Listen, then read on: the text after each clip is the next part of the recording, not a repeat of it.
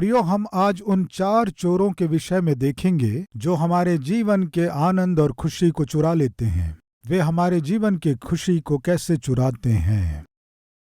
प्रिय भाई और बहनों, ध्यान से सुनिए। हम अपने जीवन में खुशी और शांति के साथ रह सकें, परमेश्वर ने अपने पुत्र प्रभु यीशु मसीह को जगत में भेजा। हम अपने पापों के कारण अपने खुशी को खो दिए। हम अपने अपराधों के कारण अपने आनंद को खो दिए। हमारे पाप हमारे जीवन से खुशी दूर कर दिए। तो फिर इस संसार में कौन खुशी से जी सकता है? जो पवित्र जीवन जीता है वह। Who is the happiest man? Holiest man is the happiest man. खुशी से जीने वाला ही पवित्र जीवन जीता है। पवित्र जीवन जीने वाला ही खुशी से जीता है। लेकिन पाप हमारे जीवन में पवित्रता को बिगाड़ता है। जब पवित्रता बिगड़ जाती है, खुशी दूर हो जाती है। इसीलिए परमेश्वर ने अपने प्रिय पुत्र को इस जगत में भेजा कि उनके लहू बहाने से हमारे पाप क्षमा हो सके। हमारे पाप क्षमा किए जाने पर हमें जो दंड मिलना है वो मिटा दिया जाता है। तब हम दंड से बचा लिए जाते हैं, इसलिए खुशी से जी सकते हैं। ये परमेश्वर का उद्देश्य है। यदि हमें खुशी से जीना है तो हमारे पाप क्षमा किए जाना है। हमारे पाप क्षमा किए जाना है तो परमेश्वर के पुत्र को इस जगत में आना है। प्रभु आया। मेरे और आपके लिए प्रभु यीशु मसीह जगत में जन्म लिया। प्रभु के क्रूस पर किए गए बलिदान के द्वारा मेरे और आपके ऊपर जो दंड था वो मिटा दिया गया। जो मसीह यीशु में है उस पर कोई भी दंड नहीं है। अब आपको दंड नहीं मिलेगा। आप मरेंगे तो सीधे स्वर्ग जाएंगे। कितनी बड़ी खुशी और आनंद है। लेकिन आप उद्धार पा लिए, फिर भी आपके जीवन के उद्धार के आनंद को दूर करने के लिए शैतान 4 चोरों को भेजता है। ये चोर सबसे पहले क्या करते हैं? आपके जीवन से खुशी को चुरा लेते हैं। खुशी को चुराने की प्रक्रिया में सबसे पहले वो जिस चोर को भेजता है, कौन है जानते हैं? आपकी खुशी को चुराने के लिए भेजा जाने वाला चोर सबसे पहला कौन है जानते हैं? असंतुष्टि। क्या है? असंतुष्टि। प्रियो सुनिए, हव्वा और आदम अदन की वाटिका में थे। अदन की वाटिका समृद्धि से भरी थी। उसमें लगभग 4 नदियां बह रही थी। वो कोई छोटी नदी नहीं थी प्रियो। 4 नदियां बहने वाली अद्भुत वाटिका उन्हें देखकर, उसमें सभी वृक्ष और फलों को उन्हें देखकर एंजॉय, खुश रहो, आनंदित रहो, समृद्धि का अनुभव करो कहने से वे बड़े खुशी के साथ समृद्धि से जी रहे थे। तब परमेश्वर ने एक बात कहा, तुम सारे फल खा सकते हो पर एक फल मत खाना। उस एक फल को मत खाना। यदि खाओगे तो वो आज्ञा को तोड़ना है। इसलिए आज्ञा तोड़ना पाप है। इसलिए पाप तुम्हारे जीवन में मृत्यु को लाएगा। इस तरह जब बताया, जिसे परमेश्वर मना किया, पता नहीं क्यों हव्वा को लगा कि परमेश्वर मुझ पर अधिकार चला रहा है। परमेश्वर पता नहीं क्यों मुझे कंडीशन में रख रहा है। ये मत करो, वो मत करो, कंडीशन में रख रहा है। मुझे क्यों कंडीशन में रख रहा है? क्या खाने के लिए मुझे आजादी नहीं है? उसका स्वाद चख सकूं, आजादी नहीं है क्या? प्रियो, आप जानते हैं बाइबल में सबसे पहला फ्रीडम फाइटर कौन है? बताइए। यही है, हाँ, हव्वा। Freedom fighter. किस लिए फ्रीडम? अपनी मनमर्जी करने के लिए फ्रीडम। प्रिय भाइयों और बहनों सुनिए, आज भी हम में फ्रीडम फाइटर रहता है। चाहिए तो देखिए, माँ कहती है, बेटी तुम 6 बजे तक घर के अंदर आ जाना। क्यों? किस लिए? क्यों? क्या होता है? 6 बजे के बाद आने से क्या होगा? बेटी तुम जवान हो, 6 बजे के बाद बाहर रहना अच्छा नहीं है, सुरक्षित नहीं है। बेटे कॉलेज के बाद सीधे घर आ जाना। क्या है डैडी, आप कंडीशन रखते हो, टाइम रखते हो। आज छोटे बच्चों से लेकर बड़ों तक किसके लिए फाइट कर रहे हैं जानते हैं? मैं अपनी मनमर्जी करने से तुम्हें क्या तकलीफ है? ये है फाइट। कृपया ध्यान दीजिए। मनुष्य जब अपनी मनमर्जी करने को चाहता है तब वो अपने हाथों से कष्टों को मोल लेता है। वास्तव में परमेश्वर ने मनुष्य की सृष्टि इसलिए नहीं की कि वो अपनी मनमानी करे, लेकिन परमेश्वर ने मनुष्य की सृष्टि इसलिए की कि परमेश्वर की इच्छा के अनुसार जिए। प्रियो, एक रिमोट कार को जब तैयार करते हैं तो सामान्यतः वो रिमोट कार आप लेफ्ट करेंगे तो लेफ्ट जाना, राइट करेंगे तो राइट जाना है, इसीलिए उसे तैयार किया है। लेकिन आप लेफ्ट करने से वो राइट जाता है, बैक करने से आगे जाता है। ये आपको कोई भी खुशी नहीं देगा। परमेश्वर ने जब मुझको और आपको अपने प्रिय पुत्र के बहुमूल्य लहू से खरीदा है तो परमेश्वर की आशा है कि हम उसके अधीन रहें, परमेश्वर का विरोध करें इसलिए नहीं। लेकिन उस दिन हव्वा विरोध की। क्यों, क्या होगा उस फल को खाने से? एक बार हव्वा से पूछिए, हव्वा एक बात बताइए, परमेश्वर ने क्या कहा? क्या कहा? सारे फल खा सकते हो कहा। हाँ, फिर एक फल खाने से मना किया, तो तुमने क्यों खाया? तुम्हें क्या तकलीफ थी? सारे फलों को मत खाना कहा, एक ही फल खाओ कहा। कहने से इसका अर्थ है सारे फल आंखों के सामने दिखाई दे रहे हैं तो मत खाना कहा। एक ही फल, ब्रेकफास्ट भी वही है, लंच भी वही है, डिनर में भी वही है, सोम मंगल बुध गुरु शुक्र शनि रविवार, हर दिन वही फल। अगर ऐसा कहा होता तो सोच सकते थे सारे फल खा सकते हो, केवल एक फल को मना करने से। हवा को क्या हुआ जानते हैं? असंतुष्टि। क्या है? असंतुष्टि। संतुष्टि नहीं थी। परमेश्वर 99 फलों को खाओ कहा ना, संतुष्ट हो सकती हूं ना? नहीं हुई। असंतुष्टि। प्रिय भाइयों और बहनों, आज मनुष्य के जीवन में एक भयानक बीमारी लगी हुई है। वो क्या है जानते हैं? बताइए क्या है? असंतुष्टि। जब तक ये असंतुष्टि आप में रहेगी, आपके जीवन में आप खुश रहो ये संभव नहीं होगा।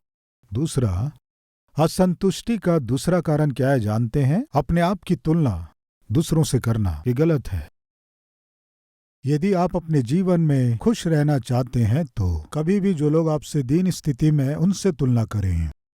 आपसे उत्तम स्थिति में जो है उनसे तुलना करेंगे तो असंतुष्टि से भर जाएंगे। आपकी जो आवश्यकता है उसे परमेश्वर जरूर पूरी करेगा, लेकिन आपकी इच्छा को परमेश्वर बिल्कुल पूरी नहीं करेगा। उनके पास बाइक है, मेरे पास होता तो कितना अच्छा होता, मेरे पास होता तो अच्छा होता, ये सोच आप में कैसे आई? उन्हें देखने से आई। उनके पास बाइक है, वैसे ही मेरे पास भी होना है। उनके पास कार है, मेरे पास भी होना है। उनके पास 3 मंजिला घर है, मेरे पास भी ऐसे ही होना है। यानी अभी जो आपके मन में इच्छा उत्पन्न हुई, आपकी आवश्यकता के अनुसार उत्पन्न हुई है या दूसरों को देखने से उत्पन्न हुई है या किसी और के कारण उत्पन्न हुई? कृपया सुनिए, दूसरों को देखने से जो इच्छा उत्पन्न होती है, वास्तव में वो आपकी आवश्यकता नहीं है। सामान्यतः हमारे मन में जो इच्छा उत्पन्न होती है, दूसरों को देखने से उत्पन्न होती है, दूसरों से तुलना करने से उत्पन्न होती है। तुलना नहीं करना है।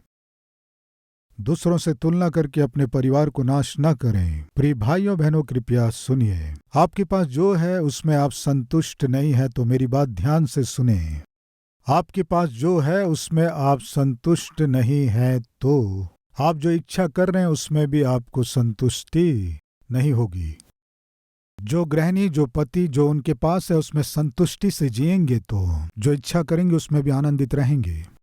संतुष्टि नहीं होने से ही आप अपने खुशी को खो देते हैं।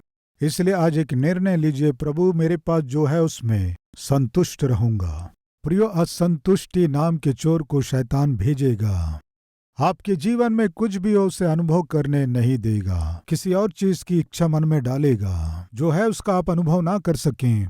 जो आपने चाहा है उसे पाना है मन में डालेगा। जो चाहे हैं उसे पाने के बाद भी आप में संतुष्टि नहीं रहेगी। सावधान, असंतुष्टि जिनमें रहती है वे खुश नहीं रह सकते। तीसरा, ईर्ष्या जिनमें होती है वे खुश नहीं रह सकते। ईर्ष्या यानी सामने वाला उन्नति करने से देख ना पाने का स्वभाव। सामने वाला यदि खुश है तो सहना पाने का स्वभाव। सामने वाला विजय पाने से सहना पाने का स्वभाव। सामने वाला अपने जीवन में खुश रहने से सहना पाने का स्वभाव। उससे क्या होता है जानता? आपका ही नुकसान होता है। ईर्ष्या से कभी भी आपका भला नहीं होगा। उस दिन गोलियत इजरायलियों के विरोध में ललकारा, क्या कह के जानते हैं? तुम्हारा देश और हमारा देश आपस में युद्ध करें, बहुत से लोग मरे, ऐसा क्यों? फलस्तीनियों की ओर से मैं आता हूं और तुम्हारे देश से एक व्यक्ति को भेजो, हम दोनों लड़ेंगे। अगर मैं हारूंगा हमारा देश तुम्हारा गुलाम होगा, तुम्हारा व्यक्ति हारेगा तो तुम्हारा देश हमारा गुलाम होगा। सिंपल। 40 दिनों तक ये गोलियत ललकारता रहा, एक भी आगे नहीं आया। प्रियो, शाऊल जो है बहुत ऊंचा था। सारे इजरायलियों में शाऊल बहुत ही ऊंचा व्यक्ति था और बाकी सब लोग, लिखा है, शाऊल के कंधे तक आते थे। इतना ऊंचा शाऊल भी डरने लगा। 40 दिनों तक इसके ललकार का कोई सामना नहीं कर पाया। सब थरथरा रहे थे, पता नहीं कब अचानक हमला करके हम सबको गुलाम बनाकर ले जाएगा। प्रियो, ऐसे समय में युद्ध के स्थान में दाऊद गया। गोलियत के ललकार को सुना, सुनकर कहा, ये जो खतना रहित है, सेनाओं के यहोवा को ललकार सके, ये किस योग्य है? तुम तलवार और भाले के साथ आ रहे हो, लेकिन मैं सेनाओं के यहोवा के नाम से आ रहा हूं। युद्ध यहोवा का है। इस तरह कहते हुए 5 पत्थरों को लिया और गोफन को लिया, यहोवा के नाम से गया। प्रियो, उन दिनों में दाऊद जवान था। इससे पहले ही शाऊल ने कहा, तुम्हें समझ में नहीं आ रहा है, उसे मार दूंगा कह रहे हो, वो जन्म से ही योद्धा है, युद्ध में निपुण है, और तुम तो एक चरवाहे हो।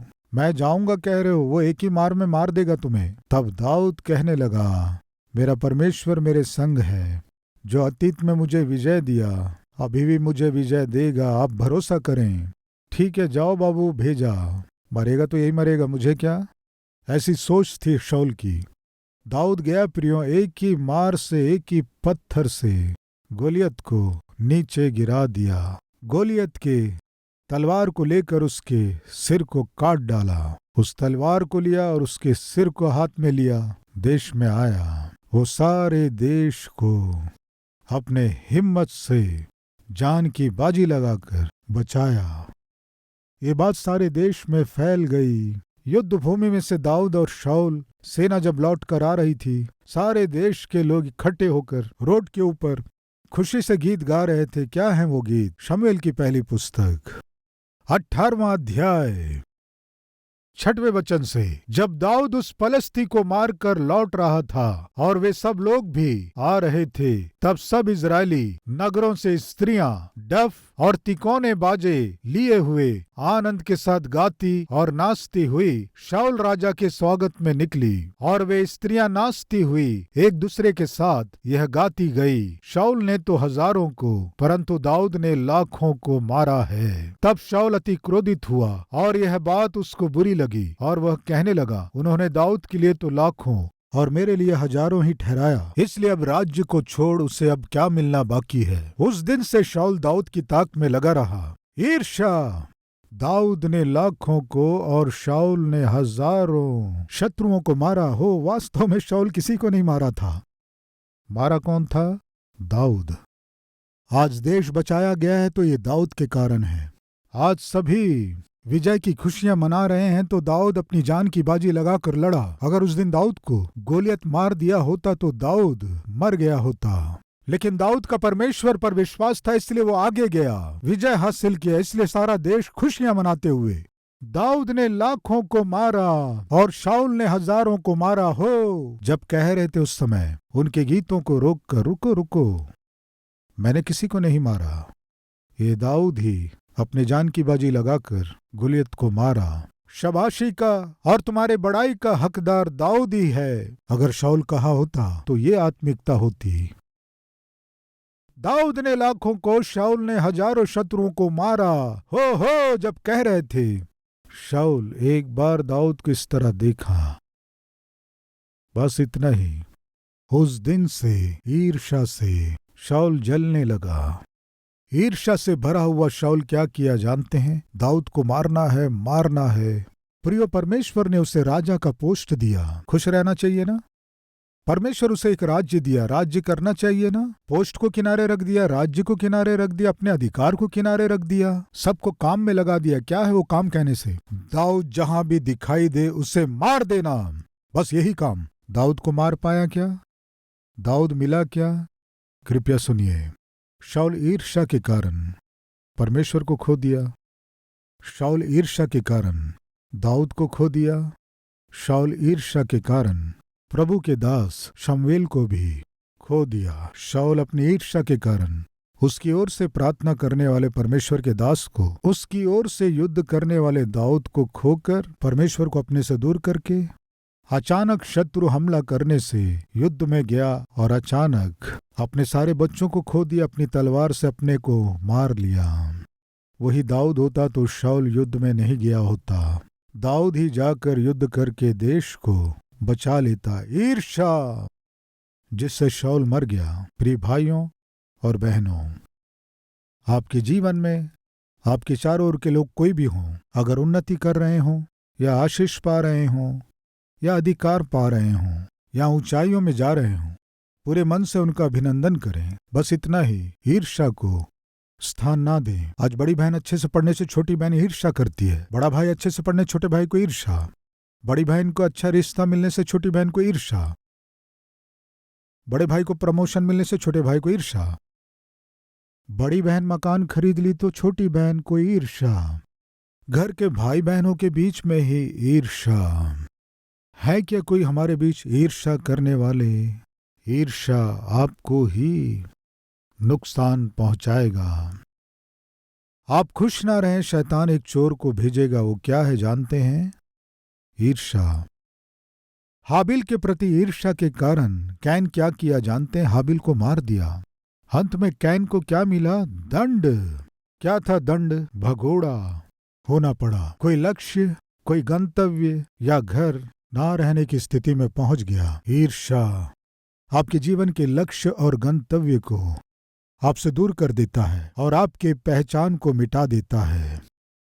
आप खुश ना रहे, शैतान असंतुष्टि के चोर को भेजता है। आप खुश ना रह सके, शैतान ईर्ष्या रूपी चोर को आपके पास भेजता है। आपकी खुशी को चुराने वाला तीसरा चोर कौन है जानते हैं? लालच। क्या है वो? आशा गलत नहीं है, पर लालच गलत है। आशा क्या है जानते हैं? आपने जो मेहनत से कमाया वो आशा है। मैं मेहनत किया, अच्छी नौकरी मिलना है, आशा। मैं मेहनत किया, अच्छे अंक मिलना है, आशा। मैं मेहनत किया, एक मकान खरीदना है, आशा। मैं मेहनत किया हूं, एक बाइक खरीदना है, आशा। जिसके लिए आपने मेहनत किया उसे पाना है, ये आशा करना गलत नहीं है, लेकिन किसी भी तरह उसके बाइक को चुराना है, उसकी चीज मेरी होनी है, ये सोच लालच है। इससे बाइबल में हम देखते हैं कि तू अपने पड़ोसी की किसी भी चीज की लालच न करना। ये लालच है, बुरी लालसा। जो आपका है उसे आप अनुभव कीजिए। उतना ही दूसरों की चीजों पर लालच क्यों करते हैं? अभी ध्यान से सुने। बाइबल में एक व्यक्ति ने अपने पड़ोसी की स्त्री का लालच किया। वो कौन है बताइए? दाऊद। पड़ोसी की स्त्री की उसने लालच किया, जिसके कारण दाऊद ने क्या खोया जानते हैं? अपने 4 पुत्रों को खोया। प्रियों, पड़ोसी की पत्नी का जिसने लालच किया, वो दाऊद अपने 4 पुत्रों को खो दिया। गहजी चांदी और वस्त्रों का लालच किया और वो अपने जीवन में क्या खोया? अपने स्वास्थ्य को खोया। कोढ़ को मोल लिया। प्रियो, परमेश्वर ने मूसा को भविष्यवक्ता के रूप में चुना, अगुवे के रूप में चुना। पता नहीं क्या हुआ, इसे देखकर मरियम और हारून के मन में ईर्ष्या उत्पन्न हुई, और उतना ही नहीं, लालच भी। क्या परमेश्वर हमसे बात नहीं करता? क्या परमेश्वर हमें नहीं चुना? क्या केवल तू ही अगुआ है? ये पोस्ट तेरा ही है, उस पोस्ट में हमारा भी स्थान है। लालच। परमेश्वर ने मूसा को बुलाया, मरियम या हारून को नहीं। मूसा, मूसा आ, मैं तुम्हें अगुआ बनाकर इजरायलियों को उनकी गुलामी में से छुड़ाऊंगा। आ, परमेश्वर मूसा को चुना प्रियो, अगुवे के रूप में, भविष्यवक्ता के रूप में, बिचवाई के रूप में। लेकिन मरियम और हारून ने क्या कहा? केवल मूसा को ही चुना है क्या? हमें नहीं चुना क्या? हम भी उसके बराबर हैं। उस पोस्ट का लालच किए, उस पोजीशन की इच्छा किए। मरियम को क्या मिला? कोढ़। लालच, बुरी लालसा के कारण मरियम कोढ़ को कमाई। परमेश्वर ने कहा था, जब तुम यरीहो नगर को जाओ, उस पूरे यरीहो नगर को जलाकर राख कर देना। वहां का सोना चांदी मेरा है, उसे लाकर तुम मेरे भवन में रखना कहने से लालच। आकान क्या किया? जो परमेश्वर का था, जिसे लाकर परमेश्वर के भवन में रखना था, उसे लालच से छिपा कर रख लिया, चुरा लिया। फिर क्या हुआ? लोग उस पर पथराव किए, साथ ही पूरे परिवार को भी मार दिए। लालच। उधर दाऊद को भी कीमत चुकाना पड़ा। दूसरे की पत्नी का वो लालच किया जो उसका नहीं था। चांदी का लालच किया जो उसका नहीं था, वस्त्रों का लालच किया जो उसका नहीं था, अधिकार का लालच किया। ये सभी लोग लालच के कारण बहुत हानि उठाए। प्रिय भाइयों बहनों, आप जिसके लिए मेहनत किए हैं उसी की आशा कीजिए। दूसरों ने जिसके लिए मेहनत किया है उसे आप अनुभव करना चाहेंगे तो वो लालच होगा, वो निश्चय आपको हानि लेकर आएगा। आपकी खुशी को चुराने के लिए शैतान 4 चोरों को भेजेगा। पहला असंतुष्टि का चोर, संतुष्टि को दूर करेगा। ईर्ष्या रूपी चोर, आपने जो विजय पाया है उसमें आपको खुश होने नहीं देगा। लालच रूपी चोर, आपके मेहनत का जो प्रतिफल है उसे आप अनुभव ना करो, पर सामने वाले के मेहनत के प्रतिफल को आप अनुभव करो, ऐसा मन आप में डालेगा। ये बिल्कुल भी अच्छा नहीं है। चौथा, क्रोध, आवेश। क्रोध मत करो और जलजलाहट को छोड़ दो। मूर्ख व्यक्ति झट क्रोध करता है। प्रियों, कृपया सुनिए, इस संसार में खुशी किन लोगों में नहीं रहती है जानते हैं? क्रोधी लोगों में। क्रोधी लोग किसी से खुश नहीं रह सकते। आज यदि आप में क्रोध रूपी रोग है तो आपके जीवन में खुशी संभव नहीं है। आवेश, जलजलाहट आपके जीवन में होगा तो खुश नहीं रहेंगे। आज हम में कुछ पतियों को हर छोटी बात पर क्रोध आता है और वैसे ही पत्नियां भी हर छोटी बात के लिए क्रोध करती हैं। कृपया सुनिए, बाइबल बताती है मूर्ख झट क्रोध करता है, बुद्धिमान संयम से रहता है।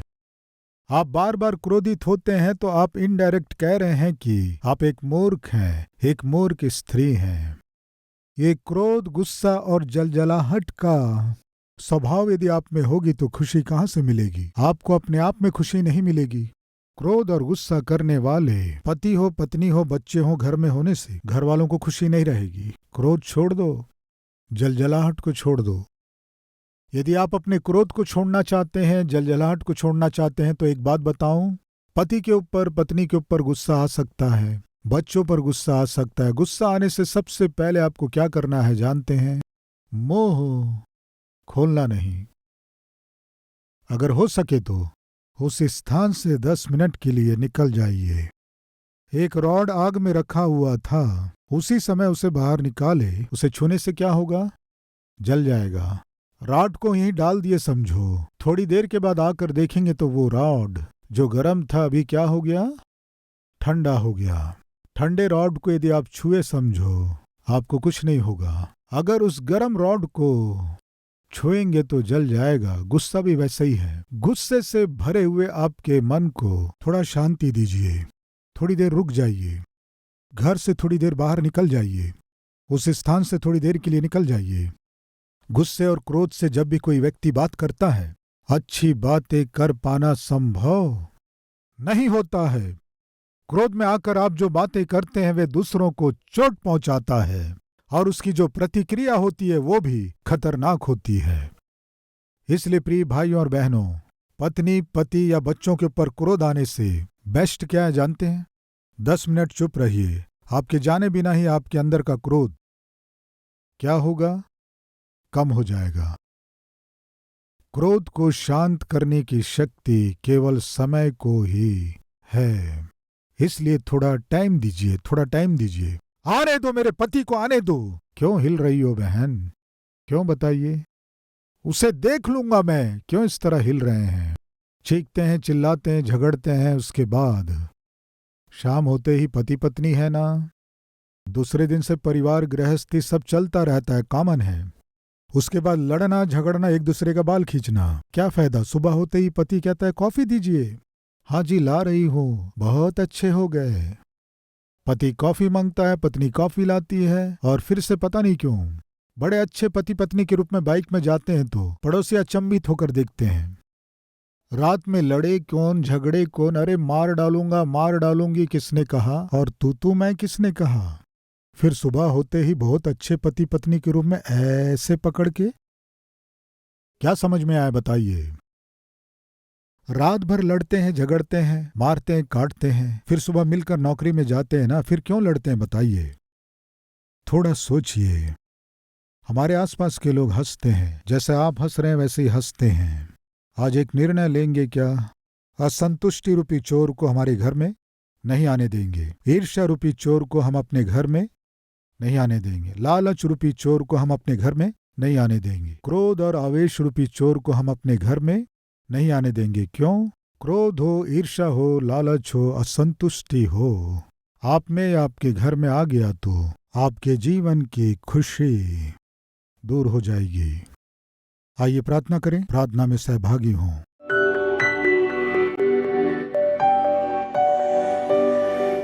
महान पवित्र प्रेमी परमेश्वर पिता, हम किसी भी परिस्थिति में क्यों ना हो, उस परिस्थिति में यदि हम संतुष्ट रहेंगे तो हम अपने जीवन में आशीष पाएंगे। असंतुष्टि हमारे जीवन से खुशी को दूर करती है। खुशी नहीं होने से हम स्तुति नहीं कर सकते, भजन और गीत नहीं गा सकते। संतुष्टि हमारे जीवन का आधार है पिता। ऐसी संतुष्टि आप हमें दीजिए। असंतुष्टि को दूर कीजिए, लालच को दूर कीजिए, ईर्ष्या को दूर कीजिए पिता। क्रोध, गुस्से को, जलजलाहट को हमारे जीवन से दूर कीजिए।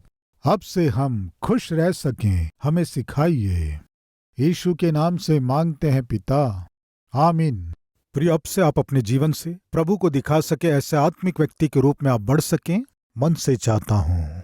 इस संदेश के द्वारा आपने आशीष पाया है तो लाइक कीजिए और बहुतों को शेयर कीजिए, और उतना ही नहीं, एक कमेंट कीजिए, उसे मैं पढ़ूंगा, प्रभु की महिमा करूंगा।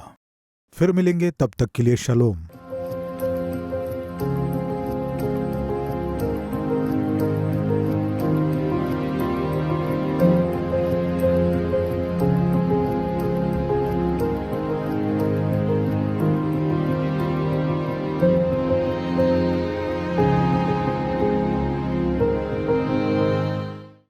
हमारा पता Calvary, post box number 30, Kukatpally, Hyderabad 72।